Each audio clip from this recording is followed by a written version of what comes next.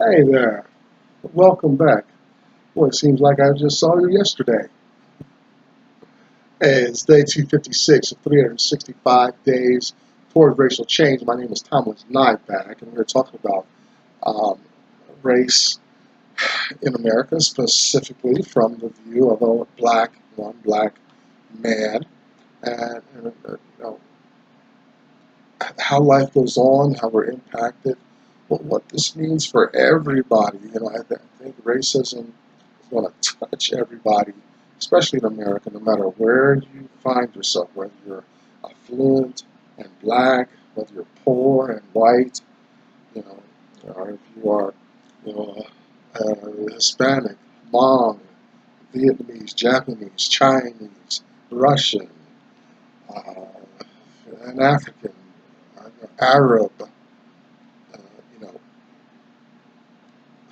I've said in the past that America, something happens in America when it comes to racism, and a lot of these things. Very, very sad indeed. You know, that people come here and are transformed and actually leave lesser people than when they came. I think years ago, things have probably changed dramatically now, but years ago, before England and their bobbies, their police people,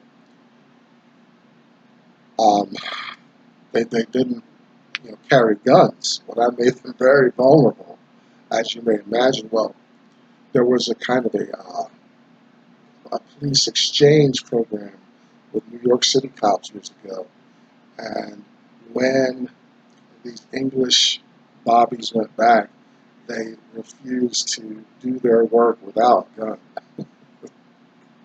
They came to America and saw some real violence and what a criminal is capable of, and said, "Oh no, no, no!" So they are armed. I mean, they've had that. I'm sure they were armed before that, but interacting with Americans on American soil solidified their position to arm themselves. And remember, I talked about the au pair, and she was a little Chinese girl that I met. I could tell she's not been infected with negative conversations about black people and things like that. We're having this great conversation at a bus stop. I'll never have that conversation with an Americanized Chinese woman at the bus stop ever. I know this. America does that to us for some reason. All right, enough of that. I don't even know how I got to that space. But it's okay. I like to do a little monologue before we get into uh, the subject for today. The black mind. If you're black and your brain's functional, what are you looking at? What are you hoping to gain? Well, what do you understand about your position in America? Are you like Jay-Z, where you know you're a billionaire, you arrived, you've made it, like a lot of black entertainers, athletes, and such, and the race conversation and issue is now irrelevant. It's irrelevant. You know, uh, get over that. I've seen responses here on my little forum. Slavery's done. Get over that. I don't know, but that's another thing about America, where you know our racism uh, and our pocketbook have some kind of relationship correlation. You know, I told you before. I had a black friend. I guess he's still a friend. I've talked to him in years. Man's the president of a bank. Black man, little community bank, and doesn't share maybe some secrets with me, a little encouragement. I don't know. Uh, an economic conversation in anger, but we're hanging out. And no, did I put on airs that I was doing that well? You know, I don't know. But, a little, not a handout, but and then some education points to steer me in the right direction. President of a bank, I would. I'm not going to sit there and not communicate that. I'm sure other groups do. We talked here a lot about other cultures, how they come into communities and thrive because they communicate. They have standards and stuff. Black people are just out in the wind. They get to their space, and there's no hollering back anymore. There's no striving and all that. They've arrived, and we can finish the conversation about race in America. You know, I hope I'm challenged on that point if I ever leave off. Now you got to understand, I'm not one immersed in blackness. My relationship with blacks it's a whole different idea, about me and my relationship with black folks and black culture. What the one thing I'm here addressing is America's way of marginalizing people based on the color of their skin and making all this strife between us. America does that. It happens in America for some reason. So, I'm not hip hop culture and all this stuff. That's all valid experiences out there and stuff. I've got different upbringing, come from a different space, and all that. Talk about that more later in the year. Got 100 or so more days left. The white mind. How do white people understand, get along, knowing that at least their ancestors, and some of them, a lot of them today, perpetuate the dynamic that marginalizes black people. I've heard a lot, white people don't like talking about race because they feel bad and ashamed and all this stuff, negativity around it. And I don't know, if I knew that my ancestors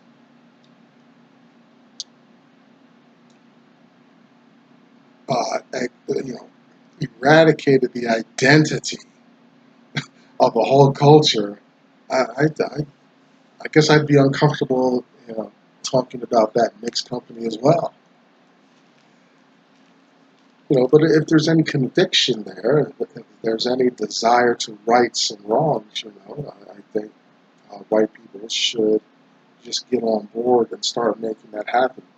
One problem is, in their defense, is that we don't really know what that black group would look like. Let's say we get all reparations, apologies, equal opportunities in the land together.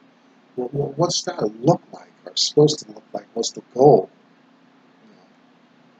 Is it? I was challenged by a friend recently. Is it about wearing certain color cloths, dressing a certain way, speaking and approaching God in a certain way? Is it just is it that simple?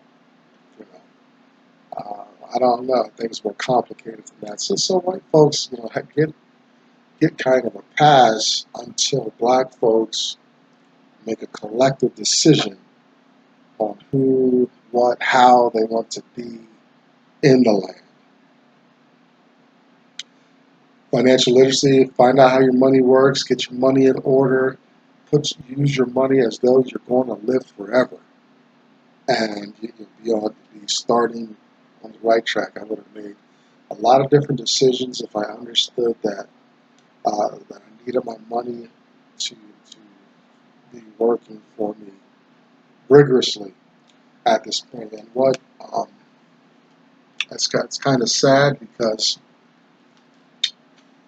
I'm a little later in life, just learning these things, getting these things together, but still hope, still hope, no giving up. Financial literacy. I'm inspired to do this work by a man named Dr. Claude Anderson. I've read 3 of his works. You can find him all over YouTube. First book I read was a Black History Reader, 101 Questions You Never Thought to Ask. Black Labor, White Wealth, Social Power and Economic Justice, and Dr. Anderson's National Plan to Empower Black America, Powernomics. You can find Dr. Anderson at powernomics.com. Behind me you see hashtag #US2Symbol. I think you go to Facebook and then work with that. You can find black women there supporting one another, having their conversation, and discussing with one another. Check out Black Enough, BLAGGENUF, kind of a black Facebook experience. And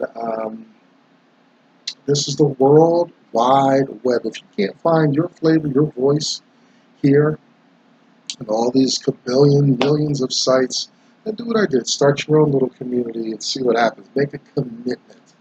I made a year commitment. Whoa, dude. And now, if you knew me personally, you'd be like, never happened. You're going to let that go. But something about this is just very real for me, and so I love what I'm doing here. I'll be glad when the year is over, because right now this has overlapped with my schooling, and things have become extremely constricted and challenging until I get this project done. So that's where we go from there. Also, and today and tomorrow at least I know, will be in Uncle Tom's Cabin, Harry Beecher Stowe's phenomenal work, fictional life, slave life in America. We get a lot of talking points out of that. Today, we are in day 256, and chapters 33 now, coming out of the description of the plantation and the environment that Tom is now in. Now we're going to pick up and see what a day's work looks like for Tom on the Legree plantation. This is chapter's name is Cassy, part 1. The Cassy is actually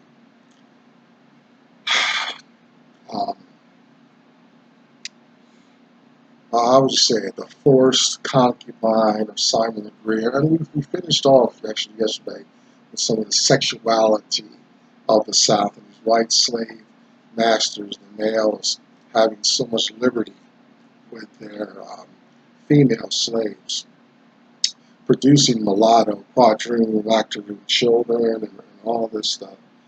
And Legree is Harriet Beecher Stowe. She's writing in the 1800s, so she can't be as explicit, maybe as a Playboy or Penthouse magazine.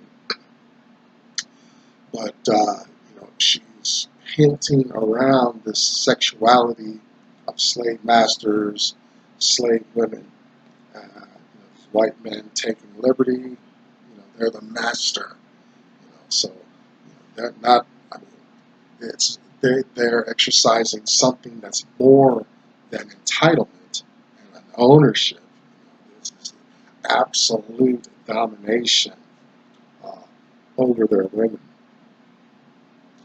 And so this Cassy that we're going to meet in this chapter is actually, what was that kind of woman for Legree, chosen for her beauty.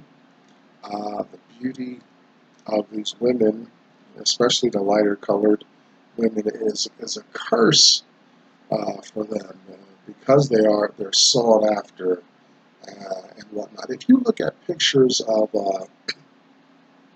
I think it's Queen Charlotte. I forget which Carolina. I don't want to mess that up. You look at her. She is of this type. could tell she's what we say, a woman of color. Now, if you've stuck around here long enough, you know I don't like that of color term. I got issues with that. But you can tell she's a woman of color. She's not a white woman. You know, but, she's got the complexion, and it comes out in the drawings that you see of her, Queen Charlotte, and she's very attractive and stuff. Well, these type of women were highly sought after, you know, and white men went nuts, you know. And slave masters, you know, actually would buy these slave women who looked like this, you know. We're going to hear a story, some pretty sad stories about the white men potentially falling in love and wanting to marry these women.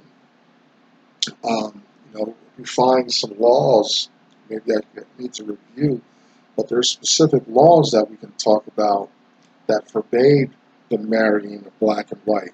And it wasn't black men marrying white women that was the issue. I'm sure it's white men marrying black women or octoroon, mulatto women, which was that issue. But it was okay to have your little mistress, you know, in the house to be have rights with at your leisure for a white slave master. That's a little bit of introduction of Cassy. Now we pick up. It's a few days, maybe a week or so into the plantation life. Tom picks up quick. He knows how to pick cotton and stuff. You know, we've been with him where he's, you know, like mostly a house slave near the big house, acquainted with life among white people and stuff like that. But he's no stranger to hard work, so he's out there just picking cotton and stuff like that. Picks up quickly, endures his new life. He's bigger. He's a bigger man as far as his character. And Simon Legree sees this, but Simon Legree's a little jealous, but you know, also we want to note that Simon Legree, you know, he intended for Tom to kind of be like a Sambo and Quimbo, to be a kind of overseer there and have some responsibilities in the house and stuff like that. Maybe not work so much in the field in off-peak times. So Legree knows he's going to have to break Tom first. He's Legree's probably had this situation numerous times. And he's like, okay, well, Tom is all right, but we're going to have to break him down first. Cassy shows up, and apparently she's been maybe on some punishment or something like that. Oh, excuse me. So her showing up is the first time Tom has seen her since he's been on the plantation. So she's been locked up, locked away, or something. I think Simon has some way of punishing these women. There's a movie with Jamie Foxx, Django Unchained, and he's looking for the woman that he loves, and when he finally catches up to her, he sees that the white slave master, Leonardo DiCaprio, has put her in this pit in the middle of the yard, naked, just down in water, underground in a pit, in a shallow pit, and left her there as punishment. That's the type of guy Simon Legree is, as he tries to address something, some behavior in Cassy.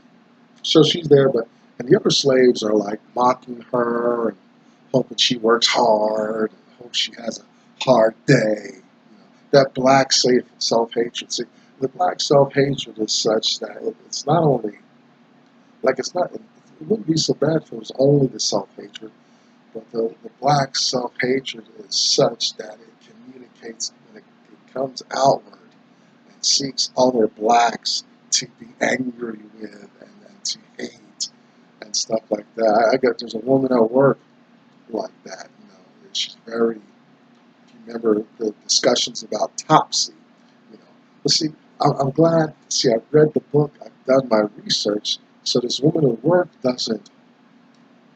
She gets my pity, uh, because I know she's not mad at me. She's has issues within, and she's got to do the work to exercise those demons, right? So I'm cool that she's like that. I wish she wasn't. And I think life could be a lot different, but she's conditioned. So these blacks, and now it's some jealousy too, because Cassy, she's with White Master up in the house and stuff like that, so she's getting privileges and things like that. And so these other slaves are jealous of Cassy, and they want her to have a hard time. And they're very vocal and transparent about that as well. She sees Tom, the new guy, and but she gets a good feeling for Tom. She doesn't get on his join him at the hip, but she stays kind of in proximity. We meet Lucy again. Lucy's in distress, because I'm sure she's, Quimbo's been at her, trying to get her to respond sexually and stuff like that. It's not just from white slave masters, right? But Lucy was overtly given to Sambo to satisfy sexual needs and things like that. And so she's been resisting, but it's wearing her down, and she's got to go out in the field to work. Yes, it's sad for black women, there's so many dimensions of oppression. I saw my mother go through it in the home, work all day, handle the kids, cook a meal, and it all crowded out her hobbies, desires, and wants. So I acknowledge that about black women. I'm glad they're getting just even more momentum at independence and things like that in the world. And Lucy's back. She's in distress. She's not picking the cotton well and stuff. And Tom goes into his sack and gives her some of his cotton. Well, Sambo sees this and he rushes over. There's conversation. Sambo is hitting Tom. The black man with enough authority and power on the plantation to strike another black person. Sambo has that power. He's endorsed by Simon Legree. He kicks her because he's frustrated. She's not giving it up. So he kicks her anyway, strikes Tom with his whip. Sambo's got a whip. I remember before the Civil War, upwards of 6,000 blacks owned black slaves. It was quite the institution. Sambo's got this power on the plantation. Lucy is just crushed. She's in this living hell, So, and she cries out to God very vocally. When Tom hears that, Tom gives her all the cotton in his sack. Oh boy, does this encourage a lot of grief and chastisement from the slave drivers, overseers, Sambo, and whatnot.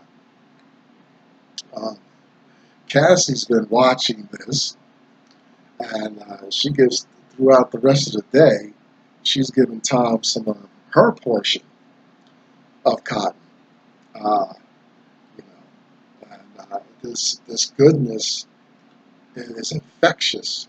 First, the reading of the Word of God the night before, now altruism and trying to even the playing field for all slaves out in the field. Well, all this goodness and altruism is dangerous. That's a sign. That's a way of defiance on Legree's plantation. That this is going to incur some pushback later on, as we'll see. Another slave driver sees Cassy do this, as he comes up, but Cassy gives him quite the dressing down. And she tells him, don't you come at me like that. I'll have you, in a lot of hot water. So, she may be at variance with Simon Legree, but she still has that authority of being the female of the house and things like that, and the slave driver cows and leaves as fast as he can, gets out of the way. They're at the scales, getting ready to weigh their cotton. Harriet Beecher Stowe communicates that everybody's got their quota, more or less. She mentions that Cassy has her basket is full, overflowing, and pressed down. And if you think of cotton, it's not a whole lot of density there. But Cassy, she's a veteran at this thing. She's no soft female up in the master's house, being his sex slave and things like that. She understands, knows the field, and can pick cotton with the best of them. So at the scales, they're at the scales now, just getting weighed to show their quota for the end of the day, and it better be right, or there's probably beatings or some punishment would ensue.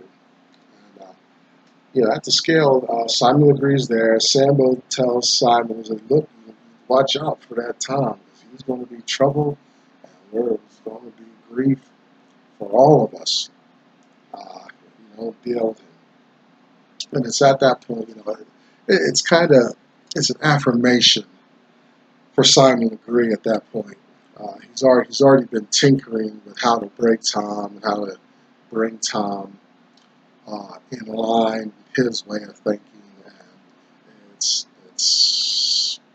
these tensions come together eventually, and we're going to wait till tomorrow to see what happens. It happened, kind of thing just happened to me recently in the workplace. I was passed over for promotion twice, had some resentments about that and whatnot, and so I was primed. And from what I gathered, upper management staff probably talking bad about me behind my back, and one of the puny guys exploded on me, came out his mouth, his neck sideways at me, and I let him know that I don't play and put up with that. The idea is these tensions in the workplace just came together, and eventually it came out. I said stuff and cussed. They said stuff and cussed. I didn't care, whatever. Doesn't matter. I'm still on the plantation. Like, they didn't get rid of me. Because we're coming into the peak time, the harvest time for this logistics company. And the last thing they need to be doing is getting rid of good hands, which I have, and I know I have in that space. So I just went to another area, and I just want to be left alone. They're leaving me alone. Yeah, because I snapped into that rage mode. But I was in control, though. That's something a lot of people don't get. I was focused on who my rage was directed at. Everyone else is safe, as is if they're in the baby in the mother's arms. But you know the rage when you snap. Yeah. So we weathered that storm. The guy that came out his mouth at me wrong is gone, and it's good. He had a bad spirit anyway, hadn't been seen his wife in a little bit. I was about to call him on a lot of heavy personal stuff myself. Anyway, hey, listen, that's day 256 out of the way. Thanks for hanging out. I don't want to ramble or hold you hostage. We're at the end of our time. Come back tomorrow. Let's see what's going to happen at the scales, and tongs, cotton, and all this altruism and goodness exploding on Legree's plantation. I'm Tom Nyback. That's 365 days towards racial change. I'll see you soon. Bye-bye.